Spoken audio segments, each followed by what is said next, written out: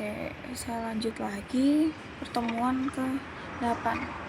Menurut Marsilius, faktum subjeksionis ini ada dua macam, yaitu satu, bila pendudukan itu sifatnya terbatas pada apa yang dikehendaki oleh rakyat, maka kekuasaan penguasa atau raja hanya untuk menyelenggarakan atau menjalankan kekuasaan dari rakyat, jadi sifatnya hanya eksekutif.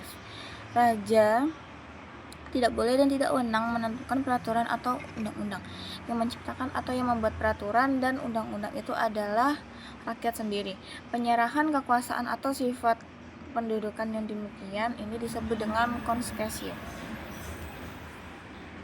Sedang kalau rakyat itu secara mutlak tunduk kepada penguasa atau raja yang mereka pilih itu, dan hak untuk membuat peraturan atau undang-undang itu ada pada tangan raja, maka kekuasaan yang mereka serahkan kepada raja itu tidak hanya bersifat eksekutif, melainkan juga bersifat konstitutif.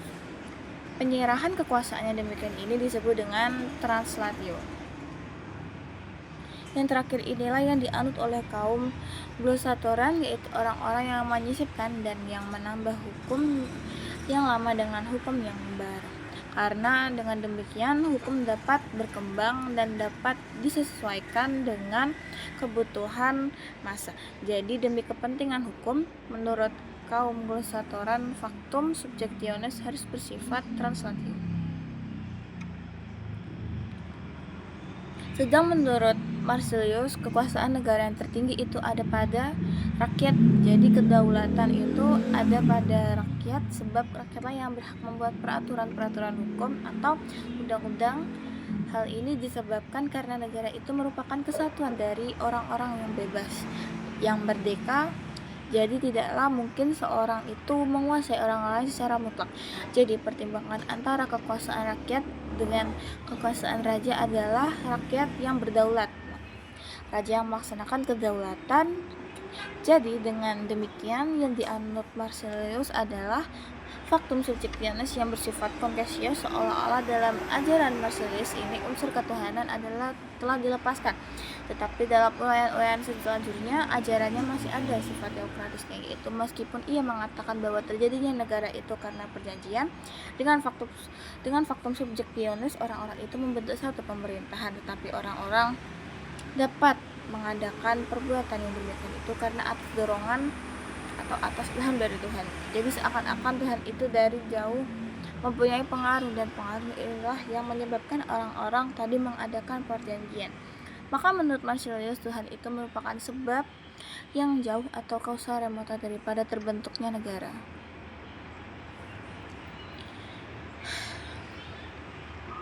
Sekarang bagaimanakah hubungan antara negara dengan gereja menurut ajaran Marsilius? Kalau Agustinus mengatakan bahwa yang dikehendaki itu adalah kerajaan Tuhan, dan negara itu hanya merupakan alat saja daripada gereja untuk membasmi musuh-musuh gereja demi terlaksananya cita-cita itu. Dan kalau menurut pandangan Thomas Aquinas, negara dan gereja berkedudukan yang sama, dan di sini ada kerjasama antara negara dan gereja, hanya saja lapangan yang berbeda. Negara dalam lapangan keduniawian, gereja dalam lapangan kerohanian. Maka Marsilius telah mengadakan pemisahan yang tegas antara negara dan gereja. Dan dengan dikatakan bahwa negara berkedudukan lebih tinggi daripada gereja, oleh berdasarkan perjanjian antara orang-orang itu telah dibentak satu negara untuk menyelenggarakan perdamaian. Jadi negara itu adanya lebih dahulu daripada gereja. Lagi pula negara itu dapat membuat peraturan perundang-undangan hukum atau undang-undang yang bersumberkan pada kekuasaan rakyat yang bersifat mengikat dan dapat menjatuhi sanksi kepada siapa saja yang melanggarnya. Sedangkan gereja tidak dapat berbuat yang demikian itu tadi. Jadi tegasnya negara lah yang lebih tinggi kedudukannya dan lebih berkuasa daripada gereja.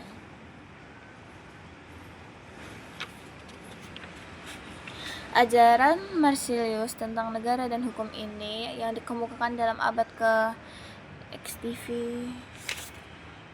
14 dalam banyak hal ini adalah sangat menarik perhatian oleh karena tidak adanya sedikit pun cita-cita besar dari zaman abad pertengahan, yaitu sedikit pun tidak mengenai adanya kerajaan dunia. Maka sebagai ganti daripada pandangan idealisme diciptakanlah pandangan realisme yang nanti banyak persamaannya dengan pandangan Rousseau dalam abad ke-19 dan monarki konstitusional 18 dan monarki konstitusional ini dalam abad ke-19. Lebih menarik perhatian lagi adalah sifat keberanian dan sikap bebas daripada Marsilius tidak saja terhadap gereja melainkan juga terhadap kekuasaan atasannya yaitu Kaisar Louis. Ia sama sekali tidak membicarakan soal kekuasaan kaisar karena pendiriannya tentang negara adalah seperti pandangan Aristoteles yaitu negara republik demokrasi. Namun, sebagai akibat daripada ajaran Marsilius ini, terutama pandangannya terhadap hubungan antara negara dengan gereja serta segala konsekuensinya, dapat menimbulkan kekuasaan raja yang bersifat mutlak. Dalam arti di dunia ini tidak ada yang mengatasi dan kekuasaan ini dapat meliputi apa saja, jadi sifatnya mutlak, itu baik dalam tingkatannya maupun mengenai luasnya. Maka lalu timbul sistem-sistem pemerintahan yang sifatnya absolut. Keabsolutannya itu dapat sedemikian rupa sehingga kalau dahulu pada zaman abad pertengahan raja itu terikat oleh keturunan, ketentuan agama atau soal-soal etis, maka sekarang malahan raja itulah yang menentukan agama apa yang harus dianut oleh rakyatnya. Jadi kebebasan beragama boleh dikatakan sudah tidak ada lagi.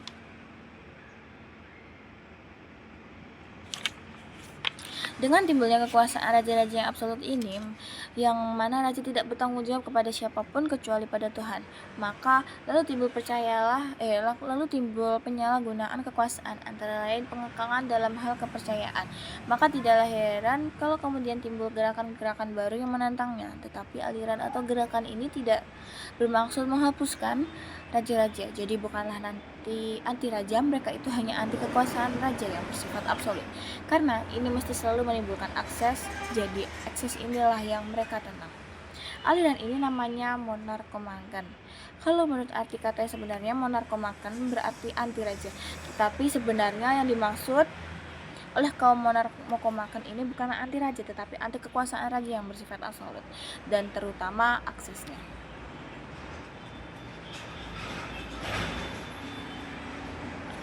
Aliran inilah yang nanti akan membatasi kekuasaan raja dengan cara menguraikan kembali usul-usul daripada kekuasaan raja. Kalau teori teokrasi pada zaman abad pertengahan mengatakan bahwa kekuasaan raja itu berasal dari Tuhan karena raja dianggap sebagai wakil Tuhan di dunia, sedangkan kekuasaan Tuhan itu sifatnya absolut.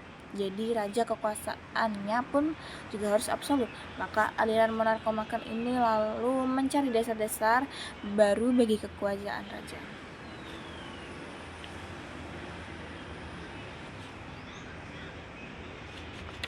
Tetapi sebelum memberikan aliran monarkomakan ini lebih lanjut, baiklah dibicarakan terlebih dahulu zaman berikutnya, yaitu zaman Renaissance, karena akibat daripada ajaran-ajaran yang ada pada zaman ini kiranya akan sama dengan akibat daripada ajaran-ajaran Marsilius, yaitu tadi pembentukan sistem pemerintahan sentral dan mutlak kepada negara yang juga melibatkan timbulnya kekuasaan mutlak pada raja. Jadi tegasnya akibat dari ajaran Marsilius dan akibat dari ajaran sarjana-sarjana pada zaman Renaissance adalah sejajar, yaitu timbulnya absolutisme, dan ini nanti yang menimbulkan kaum monarkomakan dan kaum reformati.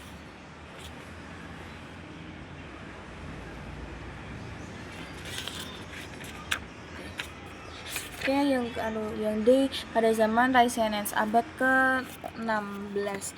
Benih-benih zaman Renaissance ini sesungguhnya telah terdapat pada akhir zaman pertengahan bagian yang kedua, akhir zaman pertengahan sesudah perang salib. Jadi ini zaman Renaissance ini dimulai pada kira-kira pertengahan abad pertengahan bagian yang kedua sampai pada akhir abad ke-16. Pandangan hidup dan ajaran-ajaran tentang negara dan hukuman pada zaman pertengahan abad berbeda dengan hidup dan ajaran-ajaran tentang negara dan hukum pada zaman Renaissance. Sebab pandangan hidup pada zaman abad pertengahan adalah bersifat universalitis, dalam arti orang menganggap dirinya sebagai bagian daripada dunia Kristen yang umum. Segala kehidupan dipersiapkan untuk menghadapi kehidupan yang langgeng, yaitu kehidupan dengan dunia akhirat. Ajaran-ajaran tentang negara dan hukum tidak mempunyai kepribadian sendiri karena ditentukan oleh pandangan yang teologis. Akan tetapi, mulai abad ke-12 terjadilah perubahan-perubahan karena bersifat nominalistis karena memutarbalikkan hubungan antara yang hal telah umum dan hal yang khusus. Dan mulai saat itu pula perhatian terhadap penghidupan di dunia ini mulai bertambah besar. Segala sesuatu yang berhubungan dengan kehidupan manusia mulai berkembang. Asal manusia mulai menjiwai, maka kehidupan tertinggi seseorang pada zaman Renaissance hasil perorangan di mana orang lain tidak dapat melakukannya mendapatkan pujian dan penghargaan yang tertinggi. Maka kemudian orang berlomba-lomba untuk mendapatkan kedudukan yang sebagaimana meskipun akal yang tetap dilumpuhkan. Demikianlah sebenarnya bahwa pandangan hidup dan ajaran-ajaran tentang negara dan hukum pada zaman Renaissance ini sangat dipengaruhi oleh berbagai paham pengaruh itu sedemikian kuatnya sehingga dapat merubah dan membelokkan pandangan hidup dan ajaran-ajaran tentang negara dan hukum yang ada pada waktu itu. Paham-paham yang mempengaruhi itu antara lain: 1. Berkembangnya kembali kebudayaan Yunani kuno. Jadi pengaruh kebudayaan Yunani kuno, pengaruh ini timbul karena terjadinya perang salib. Kalau pada zaman abad pertengahan segala sesuatu itu harus tunduk kepada kodrat Tuhan atau kehendak Tuhan. Orang tidak boleh berpikir sendiri-sendiri untuk menentukan bagaimana ia harus hidup karena yang menentukan segala-galanya itu adalah pemimpin-pemimpin negara atau pemimpin-pemimpin gereja. Sebab para pemimpin itulah yang dianggap sebagai wakil dan Tuhan di dunia ini. Maka sesudah perang salib, karena berakibat dari kebudayaan Yunani tadi, terutama ajaran Aristoteles, masuklah unsur rasio dan orang mulai berpikir secara rasional. Pengaruh ini akhirnya adalah sangat buruk oleh karena sebagaimana biasanya semua barang atau paham baru itu adalah sangat menarik dan mudah ditiru. Maka demikian juga halnya dengan peniruan kebudayaan Yunani kuno itu, sehingga akhirnya orang sangat berlebih-lebihan dan sangat mendewakan kebudayaan Yunani kuno tersebut. Sedangkan norma-norma agama dilepaskan sama sekali. Hal ini menyebabkan moral mulai merosot dan timbul pandangan yang individualistis. Paham yang kedua yang mempengaruhi keadaan zaman Renaissance ini adalah feodalisme yang berakar pada kebudayaan Jerman kuno. Sistem ini mempengaruhi Romawi Barat sebagai akibat ditaklukkannya Romawi Barat oleh bangsa Jerman. Sistem feodalisme ini menimbulkan kekacauan dan perpecahan daerah. Untuk mengetahui sebab-sebabnya harus menyelidiki terlebih dahulu apa yang dimaksud dengan sistem feodalisme itu dan apa dasarnya dimaksud dengan sistem feodalisme dalam lapangan ketatanegaraan ialah bahwa dalam susunan ketatanegaraan itu dikenal adanya haknya pribadi. Jadi dasarnya itu ialah bahwa hukum itu mempunyai sifat kepribadian. Ini berarti bahwa mereka yang kehilangan haknya menjadi tugas pemilik itu sendiri untuk mendapatkan kembali haknya. Begitu pula daerah yang merupakan kebagian. Dan dalam hal ini yang penting adalah bahwa negara adalah merupakan hak milik pribadi daripada raja. Para bangsawan, apalagi rakyat jelata, tidak mempunyai hak apa-apa, terutama dalam susunan ketatanegaraan. Tetapi dalam waktu negara mengalami bahaya, peperangan misalnya, kaum bangsawan itu dan juga rakyat biasa harus selalu memberikan bantuan kepada raja berupa apapun. Maka nanti kepada mereka yang berjasa, raja memberikan hadiah yang berupa pinjaman sebidang tanah. Pemberian hadiah itu dengan suatu perjanjian bahwa sebagian daripada hasilnya harus diserahkan kepada raja sebagai suatu pajak atau merupakan suatu tanda bahwa mereka itu adalah bawahan raja.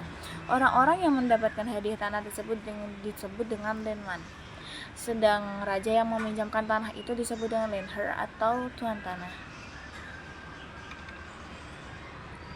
Hubungan antara landher dengan landman ini semula adalah baik.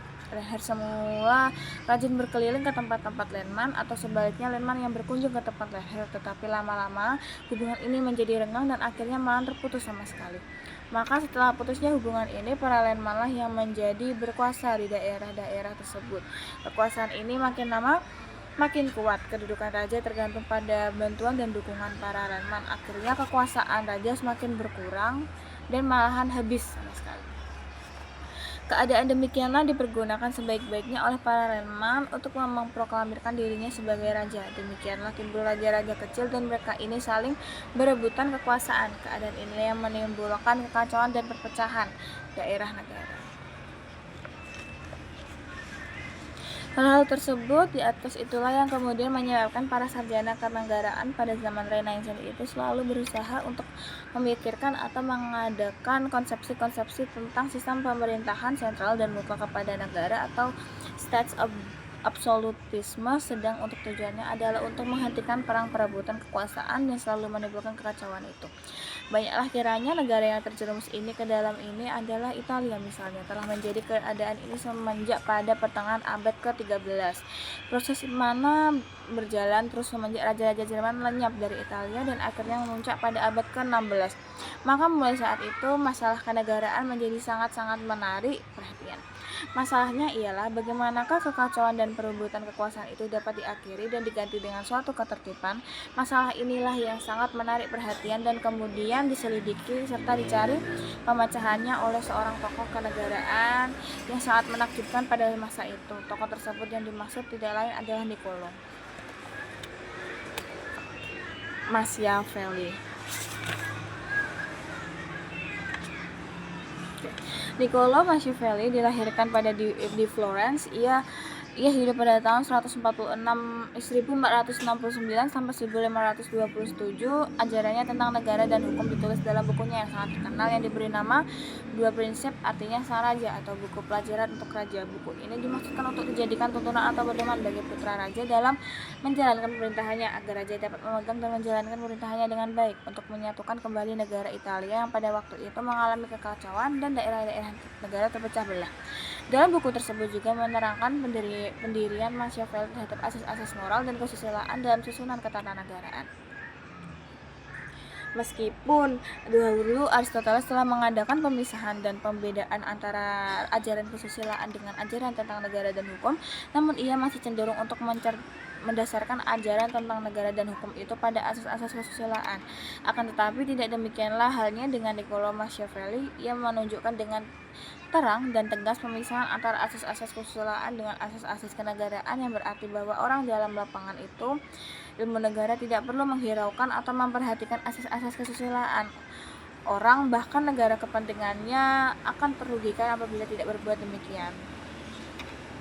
Ajaran atau pandangan Niccolo Machiavelli disebut di atas sangat berpengaruh, bahkan dapat dikatakan merupakan pencerminan daripada apa yang telah dikenalnya dalam praktik sebagai seorang ahli negara dan apa yang telah dijalankannya, karena dianggapnya perlu sekali untuk menyelenggarakan kepentingan-kepentingan negara.